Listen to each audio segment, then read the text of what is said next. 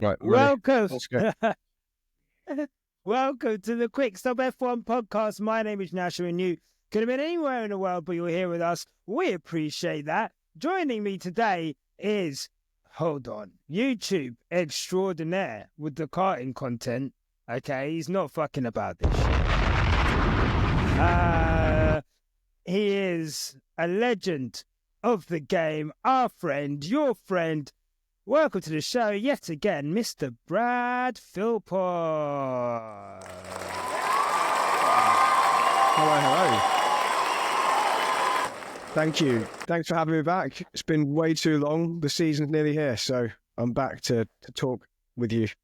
Let's go. Yeah, I know, right? And I guess before we get into that, thank you to everyone who is locked into Quick Stop F1. If you're listening on Spotify, please leave us a 5-star rating. If you're on Apple, please leave us a review. Really helps with the algorithm. And if you would like an ad-free stream, then the Patreon link is under here, and you'll be able to listen to all our podcasts without any adverts. Thank you to all the Patreons who are subscribed. Thank you to all the new subscribers on the YouTube as well. We've gained like 200 subscribers this month, which is lovely, you know. Can't complain. Brad, testing. So, you know, you and I know, we're deep in this F1 game. We're not new to this, not our first rodeo. We all know that really and truly, you cannot really dig too deep into the times that are set during testing. So me and you, what we're going to do today is we're going to take all of those times and create all of these narratives, which could well be absolutely false, come Australia. However, we're also long enough in the tooth to know that there are things that you can deduce from testing, which can give you a general idea. Also, I see and I love, and I will point out the absolute commitment you've got to not displaying the Mercedes badge on your cap. I'm trying. I haven't got a Ferrari hat yet. So I have traditionally been pretty anti-Ferrari. So I grew up through the Schumacher years. Ferrari were Red Bull of the day. I thought they were disingenuous. I thought they had advantages from the governing body that they shouldn't have. Yeah. I was not a fan. And I kind of softened as the years went on and the regime that the team changed. And, you can't hate a team forever if the people there are different. But I've never been a fan of them for any reason other than I kind of like Charles Leclerc. I thought he was quite a nice guy. But now, obviously, I'm fully behind. Now I'm Ferrari. I'm through and through. So my Mercedes hat is out of date. I'm trying not to display any kind of Mercedes love. I've just got a 44 on here still. No, look, always love for Lewis. Can you talk? Oh, you're muting. For me, I think I'm like, when I first started watching film, I've always said, like, supported Schumacher, but I was never really, maybe I wasn't really too up. I forgot you were a Schumacher fan. I was a Schumacher fan, like, you know what I mean? And then, but I was a glory hunter. So I think that I'll happily admit that I was a kid. I saw this guy. He was the best. I was like, I'm going to support him. But yeah, for sure on my opinion of Ferrari changing, I think a lot of that, I think, to be fair, it kind of went from like, obviously supporting them to like, almost like, I never really respected Ferrari. Like, it always felt like, if you're into football, it always felt like they're kind of like the Man United of football at the moment where, former glories, a massive institution, but management seemed to be a joke. They never really, no matter what happens, they never really look like they're going to compete for top titles again. That's all flip-flop this year, I'll tell you that for free. I love Ferrari. Forza Ferrari. So it's quite refreshing, I think, to have someone, a new outfit to support. And I'm with you. The management, like, we went from this Ferrari domination. I hated them because of that. And then the Ferrari being a bit hapless and constantly changing the upper management. The whole Ferrari memes of, they're going to screw up the strategy somehow. I kind of feel that towards the end of last season, that's beginning to get put to bed. In fact, at the beginning of this rule set, when they came out swinging, I know Red Bull ultimately went on to dominate, but remember Bahrain, Leclerc versus Verstappen, when they were trading blows? It looked like Leclerc was a shoo-in for the title a couple of years ago until Red Bull turned things around. So it hasn't been, in more recent years, they haven't been either of those, like the old baddies as they were in the Schumacher days for me, or the hapless rubbish team, although there's been some of that the last couple of years. Yeah, now it's like Fred Vasseur at the helm, big signing with Hamilton, still got Leclerc. They didn't kind of decide to go with a safer pair of hands option with Sainz. They stuck with who they know is the fastest of the two. And it feels like everything's gone in the right direction. Now we just need to know, well, I guess we're going to discuss whether or not they are going to turn that into reality this year. Okay, and that's the thing, right? Let's get into it. So with testing, I guess if testing stopped on day 2, we would be sitting here looking at Ferrari's performance in testing, saying that you could almost say like you're very, very sure that they would be very close to being first. I think would be fair to say. Again, you can't really deduce everything, but looking at Leclerc's long run pace, looking at Hamilton's kind of pace on the second day, and just kind of generally looking at the car, bit twitchy here and there, but nevertheless, a strong performance. We then get to day 2, and obviously Hamilton completes not that many laps. I think, was it between 15 and 20 laps? I can't remember how many laps he did in the end. But basically his afternoon was curtailed. I've read a couple of different things. They were like locked in the garage towards the end of the day, weren't they? Right at the point where we're like, okay, final day, the power hour, that 2-hour session at the end where it's the coolest. Finally, Hamilton's got the afternoon session after 2 days just doing the mornings. Yeah.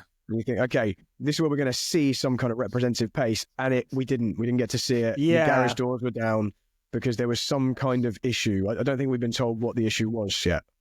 I read somewhere, and I'm not sure to the veracity of that report where that quote was from, but I read that Ferrari said that it was an issue that they so I've seen that there was an anomaly in the what do you call it in the telemetry, which meant that they basically came in and then whilst fixing the issue on the car, they kind of just decided, that there wasn't going to be enough time to go back out.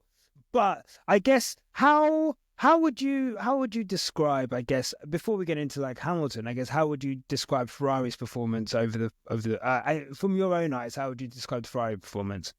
So I think the starting point is where they finished last season, because last season it was clearly McLaren and Ferrari were the ones trading blows at the front. They were both in the hunt for the Constructors' Championship right up until the end. And they pulled clear, certainly, of Red Bull and Mercedes, and it was those two. So you'd say, okay, with a very stable rule set, it's probably still going to be those two. There's less room to actually make a big step, and there's less scope for people to put effort into making a huge amount of development when the rules are about to change anyway. So you'd assume, as a starting point, it's going to be a very similar order to how it ended last season, especially because we're near the end of a rule set. So they've already developed quite far down the road of whatever their concept is. Yeah. That being said, Ferrari were one of the top teams who seem to have made a bit of a fundamental change to their, and I hate using the word concept, but it is the concept. They've changed the front suspension. They've gone to pull rod from push rod. It's a relatively significant change, certainly to make it this stage of the rules set. And you'd think, okay, well, they've got scope to actually make a bit of a step. And if Hamilton looks quite settled straight away, that's really positive, because that's only going to get better. He's only going to get more comfortable in the team. I know he's had some running in previous cars, but not a lot, not like they used to get. So, and they are previous cars. They're not the same as this year. Yeah, exactly. So, it's not the exact car. And the fact that Hamilton did look relatively comfortable, I was thinking, okay, Ferrari are looking pretty strong here. But then you see the long run pace coming from McLaren, and you hear the reports of people, I wasn't watching every single lap of every single run, but it seemed like McLaren had a bit of a gap there on the long run, certainly in the conditions we saw. And maybe Ferrari the mood in the team wasn't quite as positive. Yeah.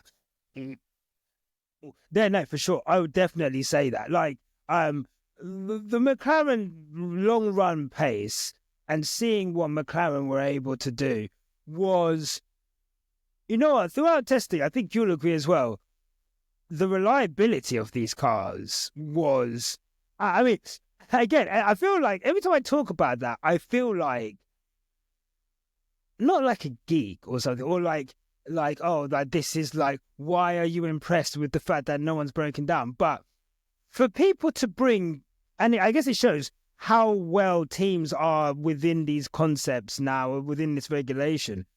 But the fact that every car looked absolutely bulletproof, which is almost as well a bit of a continuation from last season. Like, there was, you know, I can't remember too many engine blow-ups, and obviously people were retiring, but in terms of getting into the top 10 for points, you're basically counting on Sergio Perez having a bad day, counting on, you were counting on Mercedes kind of being out of the, Lewis Hamilton having to come through the pack. But other than that, first to eighth was normally pretty much guaranteed. And then you've got kind of ninth and 10th, which looks like is going to be the same this year with everyone having good reliability. Other than the Ferrari issue, I've just read now, which was a hydraulic issue, which kept him out. So, these things happen, right?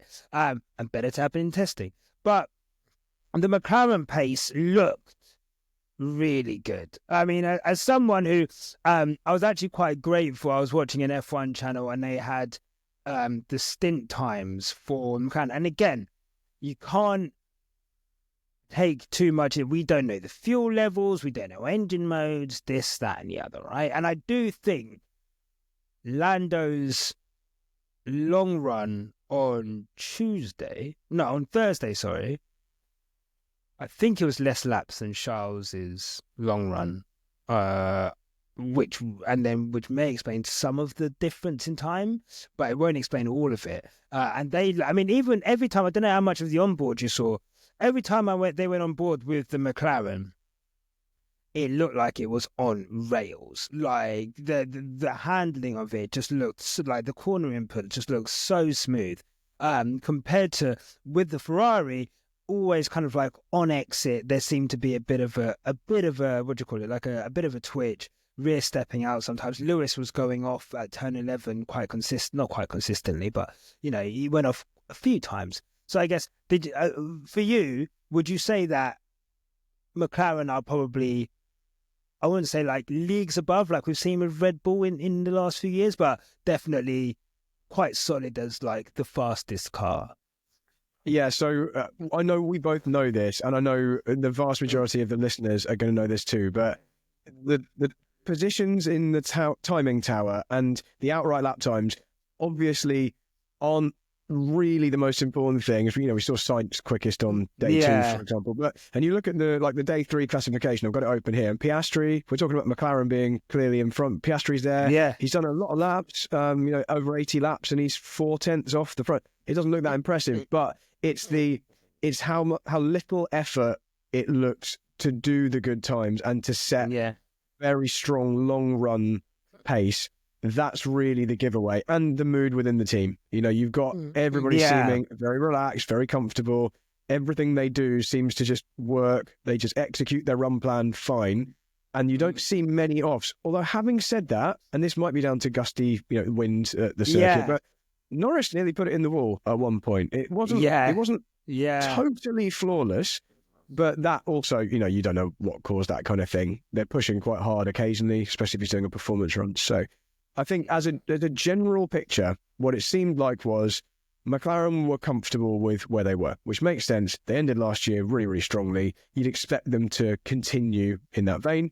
And as we already said, Ferrari looked like for the first 2 days, similar, maybe a half a step behind, but with a new concept, or certainly some fundamental changes at the front end.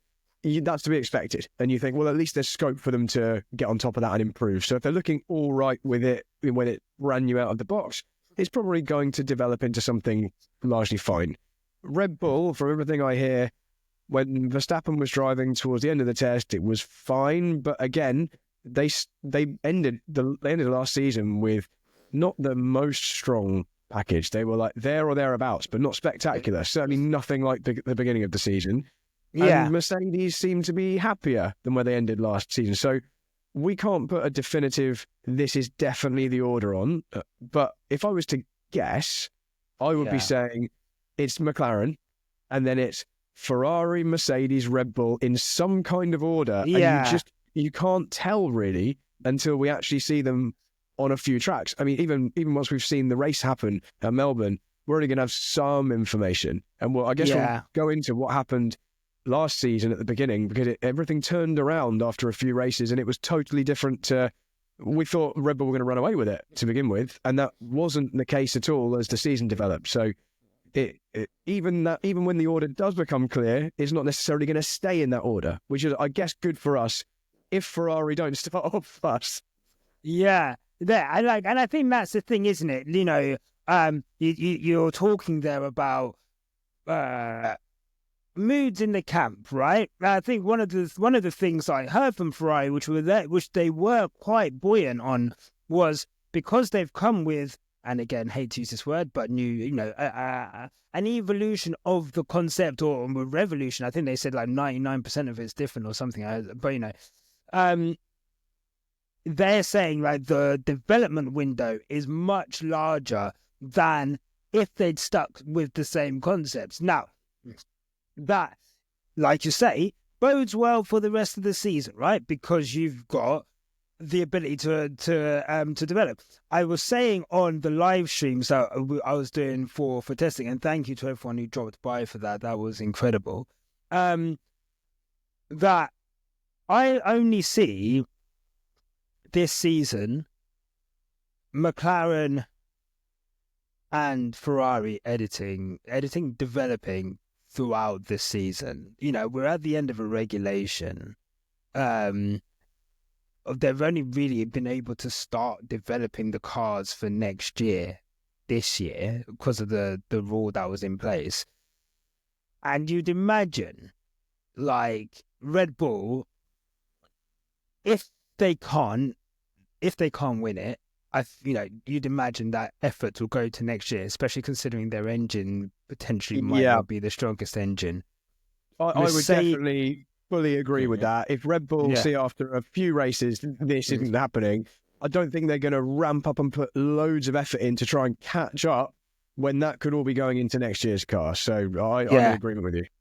And the same with Mercedes, to be honest. And conversely, because I think they know their engine is good next year. So almost this season, with the driver lineup they have, it's almost a free hit. There's no real pressure on them to build the championship-winning car this season, only to improve. So, you know, if they're there or thereabouts, fine. But I can't see Mercedes putting everything into trying to win a title this season.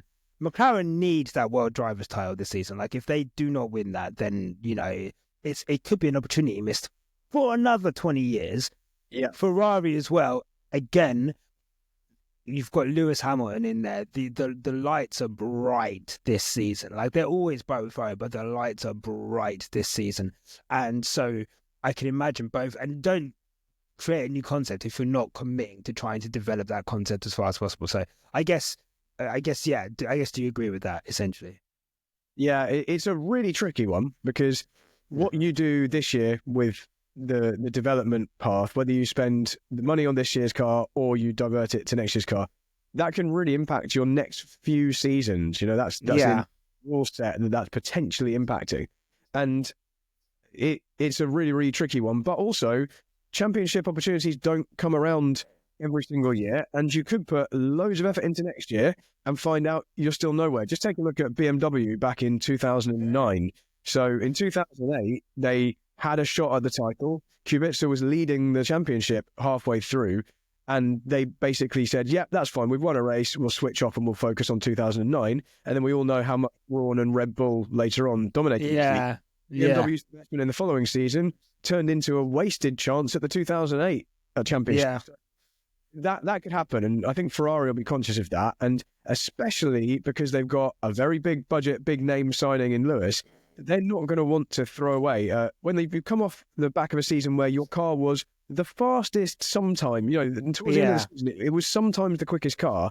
There's a great shot there with the driver lineup they've got to kick on and just take this championship and make a historic. If they're the team that Lewis gets his 8th title with, then that is like historic stuff, and they can deal with a couple of years without winning. And likewise, if Charles Leclerc gets his first championship, that's almost as good a story. It's just probably not quite as big news as if Lewis does it, but they'll still be happy with that. So there's a shot here for them that's not a guaranteed shot next year. And I guess this falls into a bird in the hand kind of phrase, because this could be a season in hand if they make the most of it. McLaren are going to be the thorn in their side, though. Yeah, no, 100%, 100%. It'll be so interesting to see. I was talking to someone before about the things I love about this sport, and there are so many little intricacies into. It's not just turn up, drive. Like, do you know? I mean, no motor racing is really, is it? But the intricacies of the everything that needs to go into account. I just want to pick up on a point you said earlier as well. Last season, it almost felt, I don't want to say track specific, but it was like track specific, condition specific as well. I don't think I can remember an F1 season where variances in temperature could create such variances in performances across the teams, Mercedes especially. In the cold, Mercedes were like a completely different outfit. They were comfortably the best when it was cold in Vegas, for example. Yeah, which I'm with you. I don't remember a time when it made that much difference. If you were like the 4th fastest car, but then you were suddenly clearly the best when it got quite cold. So you're right. The cars are they have like narrow windows in which they are in their own optimum working window, and that can change so quickly depending on the track or temperatures. Yeah, right. And like, so I think that's another thing. Again, we could talk about testing and orders and this, that, and the other, but essentially, they were in Bahrain. There were some variances in weather. It wasn't. I mean, day 3 was like sort of representative of the type of weather you'd see in Bahrain, but day 1 and 2, I mean, there was fucking rain, for fuck's sake. Like, and actually, when Ferrari were looking quite good on the first couple of days, that worried me a bit because it was cold. And most of the season, it's so difficult to know, because you could go to a really hot country like Bahrain and suddenly have rain. But as a general rule, Formula One follows quite a hot season. They generally go to places in that country's dryish season, and it's generally quite warm. And normally, if you can look after your tyres and keep the temperatures down and cope with hot weather, you're looking pretty good. And it's like an anomaly when it's actually cold, like a Silverstone or a Belgium or a Las Vegas. Then Mercedes come to the fore last year, for example, with a car that's good when it's cold. Most of the time it's not cold. So it concerned me that Ferrari were like, we're quite strong whilst it's weird, chilly conditions in the desert. Yeah. Hopefully that's, we can't actually read into it anyway, but hopefully they are okay in the warmer temperatures as well. Yeah, I think so. Hopefully so. I mean, it would be, like I said, an incredible story if Lewis was able to have a good season. But look, I'm not going to lie to you.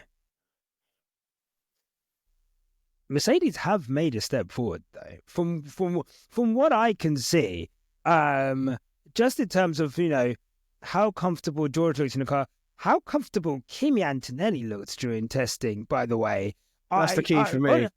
Honestly, wasn't off the track, wasn't spinning, wasn't locking up that much. He looks like a normal F1 driver. He didn't look out of place at all, which says the Mercedes can't be that difficult to drive, which is positive for them. Yeah, 100%, right? I was looking at, I need to find the account on Twitter that had the breakdown of the times, but this kid was just pumping out like lap after lap after lap after lap of like the same lap times within like 2 or 3 tenths of each other over the long run period, which makes you think, that it is like it looks to be a lot stable. Again, though, conditions weren't that hot, although day 3 was hotter, but conditions weren't that hot. I think I saw a Toto Wolff quote where he was like, I'm not sure if we've solved the issues or we still have no clue, essentially, because the track conditions and either we've made a large step forward or we're absolutely clueless. And how many times in the last few years have we thought, Mercedes have got on top of this now, and actually it's proven to be like a flash in the pan. They've been good temporarily, and then not actually understood what's going on. So I don't have that much faith in Mercedes actually having got on top of things. What I do, this is a bit of a subplot for this season. So Hamilton aside, because I think we both agreed, the thing we want to see, we can openly fanboy on this podcast, can't we? So the thing that we would both be happy to see is a really strong Hamilton year. So Ferrari strong enough that Hamilton is in a position where he can fight at the front. Wherever he ends up, like some decent races where he's in the hunt and he's not just kind of fizzling out in wherever he finished last year, like 5th or 6th or whatever it was. Yeah. So that's the main thing. But there are some subplots. And one of those subplots for me is George Russell, Max Verstappen beef. And I really want the Mercedes and the Red Bull to be in a similar pace range all the time. So those two are encountering each other all the time. So if that's the case, if Mercedes are good enough that is the case, and it was towards the end of last year, then I'll be happy with that. Because Formula One, as you know, is not just about the race win. If it was, with so many seasons we wouldn't have been watching. It's about all the other things going on in the background. Sometimes the stuff that's interesting might not even be the on-track stuff at all. It might be the politics and the drama off the track entirely. But this is kind of hard. This is some on-track, some off-track, the Russell Verstappen thing. So I want to see that flare up as many times as possible, because we know that Verstappen does not take, as much as he professes to not care and not care what people think, people who are thin-skinned show their true colours when they get booed and then say they're never coming back to the UK and all that kind of stuff. It doesn't take much for Max to get riled up, and I just want to see some of that this year. So I would love that. I think those two are destined to be on the same piece of tarmac this year, purely because George went nuclear last year. I don't think people realise how nuclear George went with the comments. That is basically scorched earth. It's on site. Anytime I see you, it's on site, I would and now the race, because in Formula One, like you say, people don't forget these things, and they will remind Verstappen if there's the slightest kind of thing around them, there's gonna be it's gonna get brought up again, and they're gonna push it. And we are gonna see. I think we're gonna see. I think for me, what I'm looking forward to, in the same vein of what you just said, is last season, let's say 2022 to 2024, mid-24. So for a season, 2 seasons and a half, everyone was like, oh, Max is so mature. Hasn't he matured now? Those championship wins have released the shackles, and now he's mature. And sometimes it will come out a little, every now and then but really and truly, when you're zipping off down the road, it's easy for you to not really be in beef. As soon as that car went bad, as soon as he was having to defend, we saw Max revert to all the old stuff. Yeah, revert to me, exactly. Right? It's going to be really interesting this season, from a leadership aspect, how Max responds if the car is not top 2. Right? If he's not fighting for podiums, if he is starting off the season in 4th, 5th, 6th, 7th, right? And, we've seen him before where the car's not great. There was that season, was it 23 in Singapore, where he just walked off. He didn't even go to a debrief, and he was ranting and raving at them about the car. I think was it Monza last year, when him and GP were just going at each other the whole fucking race. So It'll will be love interesting to see this stuff if it happens. Like I will be plugged in to the drama because it's not just Verstappen and Russell or other teams. If Lawson can be closer than Perez and actually, we're so used to Verstappen being comfortably on top of his teammates, like easily beating them. So he doesn't have, even if he's having a bad weekend, inverted commas, not winning, it will be a bad weekend for Max. He doesn't have the negativity of, and I got beaten by my teammate. It was so rare. Like we just basically never saw it. Whereas if Lawson can show a little more than we've seen so far and give him, he's certainly got the attitude for it. Lawson's fiery, much, much more fiery than a Perez. If he can annoy Max, that will be another little added piece of drama that'll just be lovely, especially if, say, for worst case scenario, McLaren are streaking off into the distance and we don't have a fight for a win.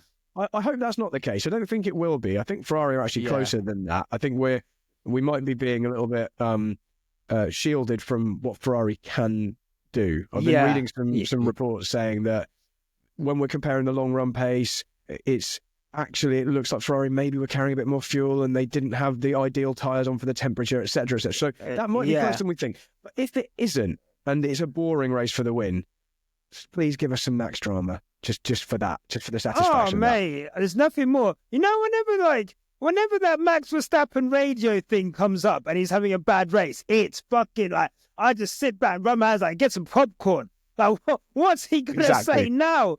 Oh, my God. Like, he is hilarious. But the thing is, Brad, you know this, I know this. We make content about this sport. I always kind of recoil from people who say that they don't like the off-the-race stuff, or they don't like... And I kind of say to them, sport is about narrative at the end of the day. What makes sport so great is that you have this unscripted sporting athletic thing that's happening, but what makes it great is the human side of it, the emotional side of it, the passionate side of it, the stories that can get interwoven through a season of these people essentially turning up to a racetrack and just competing against each other. Something's nothing to do at all with the racing or even the teams. Look at the FIA getting booed by fans at the F1 75 event. That's a story. The feeling of the teams towards the governing body, the fans towards the governing body, the sport, Formula One as an entity towards the governing body, all those kind of things through the season, that's going to develop. Ben Stallone's going to say all sorts of awful stuff or unhelpful things, and he's already been I guess I should say allegedly here, although it doesn't make any difference, I've heard. He's also been allegedly giving loads of funds to ASNs that will vote for him at the upcoming election or this kind of thing. The whole people not signing the NDAs at the meeting. This is all story. This is all part of the stuff. What happens in Drive to Survive? We're going to see stuff in the next week. Things that we didn't know about through the season. Probably a lot of it dramatized. Exactly. There's going to be stuff that happened that we then find out about. I want to see the whole... this time last year, Horner was embroiled in the massive scandal. I know Jerry and Christian are going to be on the thing as a happy couple. All of this stuff is story, and none of it's to do with even the racing. And then we have the racing and what emerges on track as well. So it's going to be mega, whatever happens. And if the story unfolds exactly how we want it, it'll be even more mega. But there's loads to look forward to. No, there is. You know what? I think you and I know this is going to be a very... I mean, look, all signs point to it. It's hard to come on and say it's going to be a great season, with Formula One, because you just don't know. And especially the last 3 seasons, 24, 23, 23. I mean, 24... If 24 started from Miami, it would have been an incredible Formula. It would have been one of the best Formula One seasons of all time. But I guess the first half of that and the 2 seasons before that, it was just an awful not really good for competitiveness. 21 almost came out of nowhere. We came off the back of the most dominant Mercedes of the era in 2020. Well, maybe not most dominant, but the W11 was an incredible car. And then And at 21, all of a sudden, like, oh shit, we've got a title fight here, and like these two are just going at it, and the narratives around it. But this season looks like it could be, because of the convergence, it's the end of the regulations, similar to 21. We've got some convergence there, and it looks like it could be a classic season. Yeah, and we're going to have a similar thing to last year potentially, where there's a running order for the first few races, and you think, okay, this is the order. And then you've got this other major rules change. Oh, the flexi bodywork clamp down, which comes in, is it after 8 races, which is actually relatively early. Yeah, so there's enough races after that most of the season is happening after that's happened. Who knows what the order is after that? I saw so many teams with very, very flexible bodywork at the test. So Aston Martin, I saw a video today where you can't see any of their front wing until they're halfway down the straight, and you can read every sensor on it because it's bent so far backwards. And we know that we've heard that McLaren in particular have also been accused of playing around with this mini DRS more and more, because you're kind of allowed, they're letting people get away with it to begin with. Will that be a big enough change to bring other teams in after Spain? Like, I don't know. There's so much intrigue still. I mean, we could be in a position where it's an amazingly tight, brilliant championship, and then that rule change comes in and it ruins it. And then it ruins it, has a clear advantage. But who knows? Who knows? Like, I love that we're this close to the season, and we're actually going to get to know some of this stuff. I feel like you and I, we're similar age. You're a bit younger than me, aren't you? But we've grown up through various guises of Formula One. We've been fans for a really, really long time, and we've had to put up with crap seasons and very limited access, and nobody else caring about it except us, like being the only friend who actually watched it or whatever. And now everyone knows about it. It's very, very mainstream. We've got documentaries each year. You can see every lap of testing live on TV, which is insane. I remember being at college looking at the Autosport website, because there were websites when I was in college. I'm young enough that we had the internet. And I was like, clicking refresh, seeing the little things pop up. Talking about reliability. They had like flatbed truck watch, because every cars would be breaking down constantly. An Autosport's team of journalists would have to be like writing anything they could think of, because they didn't have any other information. It wasn't like now where they've got Ted Kravitz in the pits interviewing the people that the things just happened to. So anyway, what I'm saying is we've got like this really cool product that we're now getting to experience and enjoy, and it's the end of a rule set, so it's super close. And our favourite driver is at one of the most competitive teams, and it could be a glorious, amazing ending to a story. There's just so much. There's so much to talk about, and it's nearly here. It's nearly here, Brad. Like, I live streamed 24 hours of content this week, like, because 8 hours a fucking day of fucking over 3 days, like, and like, but I remember saying on the stream, like, this the space that this sport is in, that I am able to sit here and we're all watching testing and we've got all this information. I was on forums, like trying to find information, trying to find like as much as I could about testing, like before we had like the video, live streams or whatever. Like you say, like I guess like the space F1 is in at the moment is beyond anything that I could have ever imagined it to be, right? Like even if you told me when Liberty took over in 2017, would F1, like, where did I see F1 going? I always thought it would be this, like I say, this niche thing that I've got a couple of friends who follow it, and but it's like the fact that it's mainstream. I see like motorsport merch, F1 merch everywhere. Like, it's insane. Drive to Survive. Like, just like, and it's even like Lewis, where Lewis is now, and seeing the spaces that Lewis occupies in business, in fashion. They've got the director from Top Gun making an F1 film, for fuck's sake.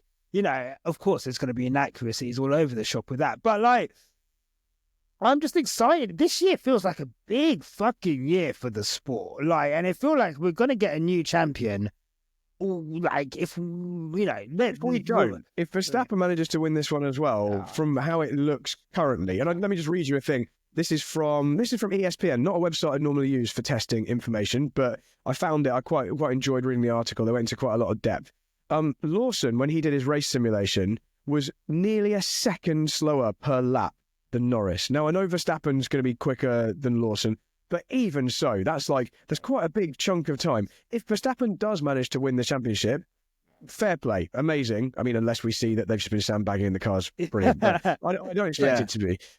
But even that would be a story in itself. But I think you're right. I think we will get a new champion. Just to touch upon what you were saying about how F1 has unexpectedly exploded to become mainstream. A little anecdote from my work life. So one of the things I do is driver coaching, and I sometimes work for circuits. If I'm not doing private driver coaching, sometimes I work for a track. So every year I attend the Silverstone instructor refresher day. So in order to work at Silverstone on their driving days where you're teaching people how to drive supercars and stuff, you have to attend this day, and they give you a big old update about how the business is going, what the plans for Silverstone are. And this year we had the CEO of Silverstone come and talk to us. And I've heard the same story on previous years, but I've never seen him. And I actually forget what his name is, but the big wig who's like in charge of Silverstone. And he specifically pointed to Drive to Survive as having turned around Silverstone's fortunes, because they now get people from around the world coming to sample the track and do their driving experience days. And now they're building a massive international kart track, which they wouldn't have done before. And they've got the hotel on the Hamilton Straight, but they've also got the Escapade complex, which is there. Yeah, I stayed at Escapade. So I stayed the night at Silverstone a couple of weeks ago. It was awesome. Yeah, the Escapade. I'm not being paid for this, by the way, but it's genuinely really good. But I did want to ask you about that. How was that? That looks really cool. So for anyone who doesn't know what we're talking about, to the left of the track are Maggots and Beckett's, so really Maggots mainly.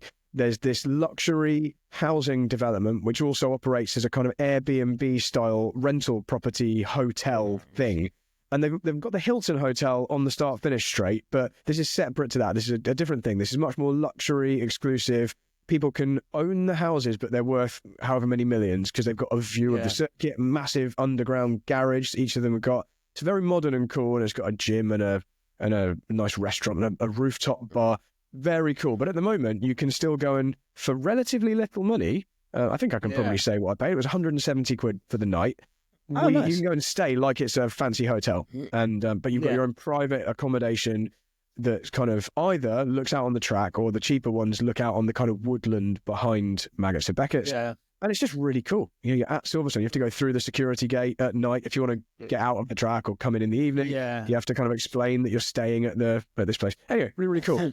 But this all ties into the fact that Drive to Survive was singled out as a factor that changed the fortunes of this racetrack, because not only did it bring more people in to do the corporate days or the experience days, but also it makes the Grand Prix itself more viable. The whole Silverstone sell out really, really quickly. I know they've got this controversial pricing, what's it called? Dynamic pricing, and they did tell us that they spoke about that as well. But all that kind of stuff is because of the increase in popularity of the sport, which kind of came out of nowhere. Like, I didn't expect it at all. And then before you know it, my fiance's nail lady that does her nails is going to Formula One races and is wearing merch and is getting proposed to at a Grand Prix. All this kind of stuff where people who never normally have cared, but they watch Drive to Survive and they genuinely, it turns them onto the sport. So. But like we said, it's narrative, it's storyline. It's, Formula One, I always say, the one thing, when you used to say to people like,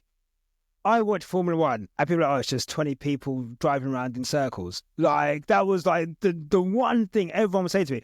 And what Drive to Survive did is it took their helmets off, and we were able to see the personalities of these drivers, and it created more storyline. It brought people in. I think I mentioned this on the stream, but they got quite lucky in that Drive to Survive had a couple of seasons, but then obviously lockdown happened. Then Drive to Survive happened, and then Formula One was the first sport to come back. So it was like they had this funnel basically of all these people who kind of watched the sport. Oh, this is quite good. Oh, I can literally a few, like 2 months later, oh, I can watch this live. Like, because, a few months later, I think Formula One came back in July. And obviously COVID happened in March. So I think Formula One was like the first live sport you could watch. Like, and you had a promoter willing to really promote and embrace new markets and, go to America and really put some investment into the sport in a way which we hadn't really seen before. Oh, mate, they spent $500 million on Vegas. Like, no matter what you think of Vegas, like, that is a statement of, like, we are here to, like, this is going to be something we're looking to do for years. I think with Silverstone as well, if you look back on Silverstone, they nearly lost, like, there was a period of time where Silverstone might not have been on the calendar. Like, that was, like, a very, very, like, literal thing that they were discussing. So, it's really, and look, and I think, for me, again, the new influx of fans are seeing Silverstone is every year top 3 race on the calendar. Like, it's insane how, like, every year you think, surely can't be better than last year. And then it's like, just serves up a bang. Even during the Verstappen dominant years, somehow, some way, Silverstone managed to become like a banger for one reason or the other. So I just think, like, I'm happy for Silverstone in that respect. The dynamic pricing is a bit mad, and like, but it's expensive to go to Formula. I say this to everyone: it's expensive to go to anything these days. You can't go to a fucking music concert. Cinema. I was talking to someone about the fucking cinema the other day. I was like, look at the price of going to the fucking movies. Like, it's just like, the price of everything has gone up. But it's a shame fans are getting priced out of the sport. I think that's the only thing, really, isn't it? Like, you'd want more fans to be able to go. Yeah, I agree. But also, the track has to be able to be financially viable. And they're accountable to shareholders, and so they need to make the most money they can. So, and it won't always be like this because, Formula One won't, or I doubt we're going to be in this like golden age forever. So they do have to take advantage while they can. So, but it's a shame. It's a business. And look, I say this to everyone, like, know the beast that you are dealing with. Like, Formula One, if people think Formula One is some kind of socialist enterprise, like, this is probably the most capitalist sport on the fucking planet. Like, so they are gonna rinse you for every fucking penny you've got. So, okay, so let's round this up then. I guess, how do you think Lewis is going to do this year at Ferrari? I know what your hopes and dreams are. We all have the same hopes and dreams. He gets in comfortable in the car, even if it takes him a few races to get up to speeds. I think we'll be expecting victories. But I'd love for him to win a world title. But I guess, how do you think it's going to go based on what you saw at testing? So it's so difficult to answer, but I'll try. So I think we'll see a continuation of the tyre whispering. Again, I hate that phrase, but it does kind of give you a flavour of the kind of thing Hamilton could coax out of a car over the last couple of years, where regardless of the qualifying pace, the race stints looked really strong. I think we'd probably see that. It's difficult to know because I've never seen Hamilton versus Leclerc in the same car, obviously. But traditionally, he seems to be able to do some kind of magic in terms of making tyres last and having very, very strong race stints. So I imagine we'll see that. What I'm also hoping is that being more comfortable in the environment means he relaxes more in qualifying and doesn't get destroyed by a teammate like we saw last year. It was uncomfortable watching just how much he was dominated by Russell in qualifying. Not so much in the races, but it doesn't matter if you're brilliant in the races if you qualified too far down. Having said that, you can bring back some of that, but you're making your life more difficult. If you can have both, that would be awesome. So I'm hoping that we see less of a difference there. I still expect Leclerc, especially since he's very comfortable in the team, but also because he's known to be supremely fast over one lap. I still expect him to have the upper hand on Lewis in qualifying. But as long as Lewis doesn't look silly, then that's fine. Yeah, and I expect him to, with some early season success, strong results, not finishing down in the lower reach of the top 10, top fives and maybe above. Yeah, the confidence will pick up, and Ferrari will hopefully go with that. So that's what I expect. Now, that's quite vague.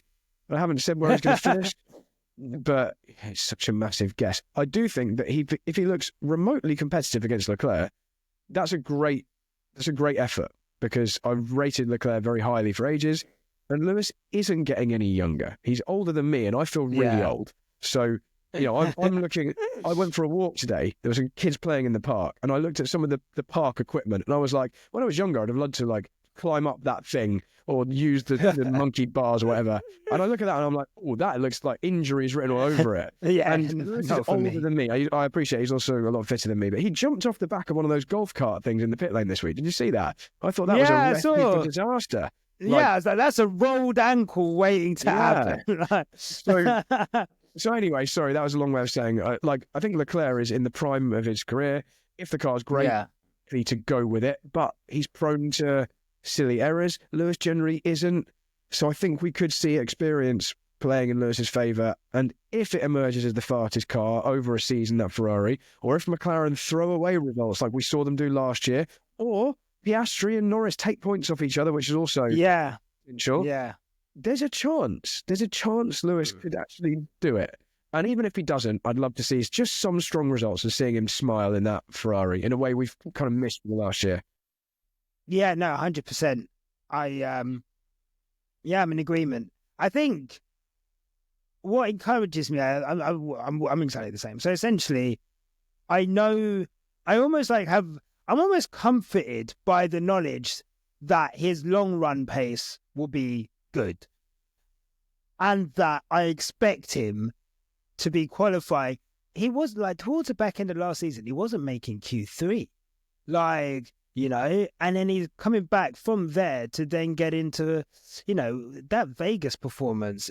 Imagine if he'd qualified closer to Russell, he probably would have won the race. He's saying stuff publicly like, I can't qualify anymore. What happened in qualifying this? I'm just slow now.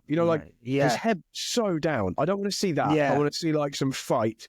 And because if that does happen again, I don't think he's seeing out a contract. I don't think Lewis is here to kind of scrape out a career and just take part. Like if he can't do it, if it turns out we're wrong that it was just a bit of a Mercedes, like a bit of a weird anomaly year where he knew he was leaving, and Russell was particularly good. The team weren't putting full effort into Lewis, and he felt miserable. All those things, and the car was difficult, didn't really suit him. If it could have been all those things, it's like a kind of confluence of negative factors. If that isn't the case, and he's feeling like everything's fine, but he just can't get the laps in, I don't think he's going to stick around that much longer. So, but I don't want that to be the case. I want it to be like, okay, that was I want it to be a bit like when Vettel left Red Bull, and he'd been a little bit made to look a little bit silly by Ricciardo for a year. Jumped in Ferrari, and suddenly he's like back to his best for a couple of seasons. That's what I want to see, and Ferrari can do that to a driver, especially if they give the driver a good enough car. So let's see. No, 100%. I think I said on the stream the other day, I was like, 2015 Vettel was like really fucking good. And even 2017, 18. 2017, and then first half of 2018, and then as this thing. Post Hockenheim 2018, like there wasn't anything to shout home about. So look, I'm the same. I think I'm interested to see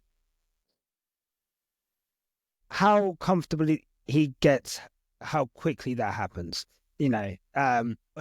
Australia, and having the first race at Australia as well, we really don't know now. Because like before, everything's at Bahrain. And they have pretty representative conditions, and then they go into the first race at Bahrain. So it's like, okay, well, we've just had like all of the testing, so we kind of know what's going to happen. Whereas going to Australia, we really have no clue how these cars. We've got an idea, but we've got no clue how these cars are going to run at this circuit. I just think it's going to be a really, I'm so excited for it, to watch like F1 again. There's something magical about Australia being the first race. That's like our childhood. That's Yeah.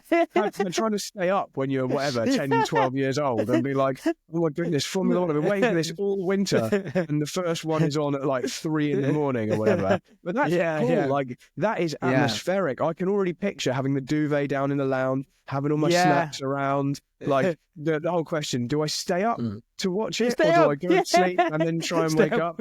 Like, yeah. you've got that the whole weekend. You know, how many practice sessions do you bother waking up for?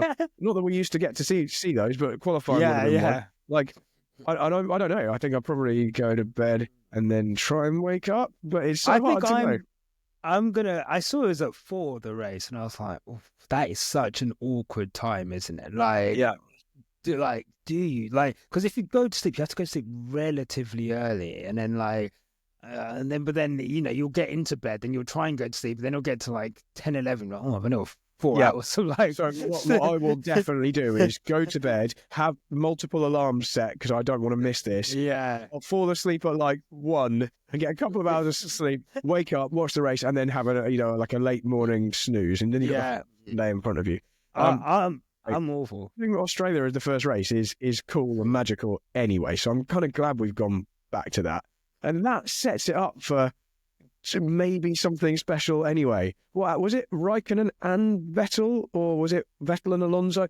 Which were the Ferrari drivers that won in their first race for Ferrari? And they weren't necessarily the quickest car. It wasn't like they went on to win the championship, but they managed to win in Australia. I'm trying to think of who it was. I think Raikkonen actually won in a Lotus. I think Alonso and Vettel maybe won in their first one. I'm going to research this now. Vettel won in Malaysia in his second race. Okay. It might have been Alonso. I'm pretty sure one of them won. It might have been Alonso.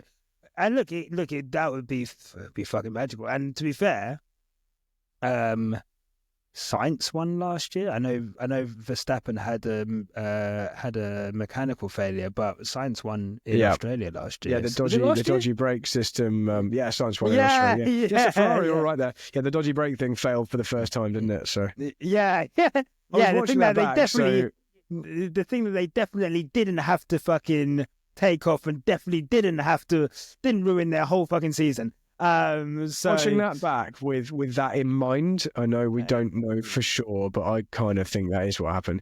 Watching that back with that in mind, it kind of makes so much more sense, because everyone was so surprised. Like, you never see a random right rear brake failure like that. It's just not a thing you ever see, but you would see it if the little clever mechanical device got stuck on one side and wouldn't let the pressure go neutral. Anyway, I digress. Right, but who are we? Right? What do we know? Well, we know. Who are we to say that Red Bull would ever circumvent the rules and get caught Australia for that? Can throw up random stuff anyway. It's the street track, it can. It's high speed. It's the first one of the year. Like, some random stuff can happen. Sometimes it could rain, which is just weird, but it can. Yeah. It's going to be exciting whatever happens, because we're going to see the first part of this story unfold. But whatever happens, we don't need to get overexcited or down in the dumps, because we've already spoken about how circuit specific it is, like the performance of each team, and the season's so long. 100%. Well, look, let's leave it there. Thank you so much, Brad. Where can people? Oh, sorry. Let me do. I'm still not match fit. Thank you, Brad, for coming on. Here's your applause, because you deserve that. Thank you. Always good to chat F1 with you. Where can people find you? Okay, so primarily, I'd like people to go and find me on YouTube. So if you just type in Brad Philpot on YouTube, then you'll find my channel. That's what I'm trying to build. Up to nearly 17,000 subscribers now, which I appreciate is pretty small in YouTube terms, but it's enough that I paid some of my bills in January with YouTube money, which is that's a start. The dream, man. Pay all the bills with YouTube money. I mean, the next year, that would be brilliant. But, I'm making. You might not be interested in this. It's not specifically Formula One stuff, unless a Formula One thing happens that I want to talk about. Primarily, as you said earlier, karting content. Following my karting season, I'm racing in a new championship this year, or new for me. It's called 100 UK. It's 100cc 2-stroke owner karting. I've got a beautiful kart, which I rescued it. One of the biggest videos over the last few months is taking this forgotten chassis from 1998 that was lost in a factory. It was never used, never painted, never built, and then restoring that to it what it should have been back in period, and then racing that in this series for that generation of karts. So they're quite fast. I'm going to have loads of onboard video. All the videos are like a story. It's not just onboard of a race. It's a whole vlog style, various camera angles, like professionally produced story. So you're going to see that through the season. So go check that out. Search for Brad Philpot on YouTube. I can't recommend this stuff highly enough. Like, it is... I was sat there with my dinner one day. I think one of the ones you've done where you got invited to Daytona? Yeah, okay. Yeah, so I've done a couple over the winter. I've tried to keep the videos going. We're doing rental car events. I watched that the other day with my dinner, and I was like absolutely captivated. I was like, is he gonna, like, you were going up the field, it was like a little bit of rain, and like, oh mate, really, really good stuff. So I can't recommend that highly enough. Definitely go and watch that stuff, and obviously we'll definitely have you back over the course of the season. The moment Verstappen fucks up. Oh wait, I'm going to be wearing appropriate merch as well. I might buy some Ferrari merch today. I appreciate that. No, thanks but for having thank me. you. No, thanks. Look, always a pleasure, bro. Always a pleasure. If you've got to the end of this podcast, wow, thank you so much. I appreciate that. I was so good at the beginning part of the show. If you're listening on Spotify, please give us a rating. If you're on Apple, then leave us a review. The Patreon is there, $2.99 a month for an ad-free stream, and obviously,